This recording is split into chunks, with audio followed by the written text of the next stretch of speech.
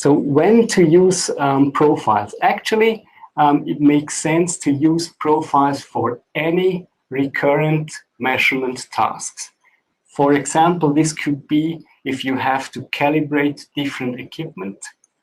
It could also be that you need different trigger settings only, for instance, for various ventilation patterns. So you can then have different CITREX profiles to cope with these different situations. Then sometimes it also happens that you have different units you need for your measurement task. For instance, some ventilators are showing pressure in millibar, others are showing pressure in centimeters of water. So maybe you will have two CITREX profiles on your instruments with one unit, one with one unit and one with the second unit. So it makes it very easy for you to change and very quick.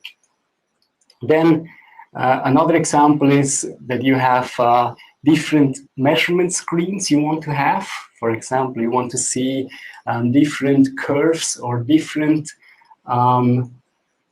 monitoring parameters, numeric parameters on your screen, and you can have different profiles on your CITREX with different appearances of your measurement screens.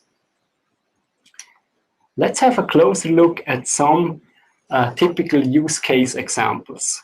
So here on my slide, the first typical use case example is a service provider, or it could also be a ventilator manufacturer who has field engineers in different areas of the world. In such a case, maybe there is a head of technical support who is responsible for calibration of his devices or devices of this organization in the field. And this technical support director can then create profiles for the CITREX devices of the field engineers.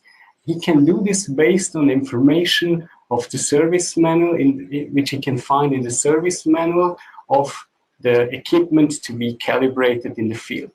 Once he has created these profiles, he can deploy them to all his field engineers, making sure that they are all using the same profiles for their measurement tasks.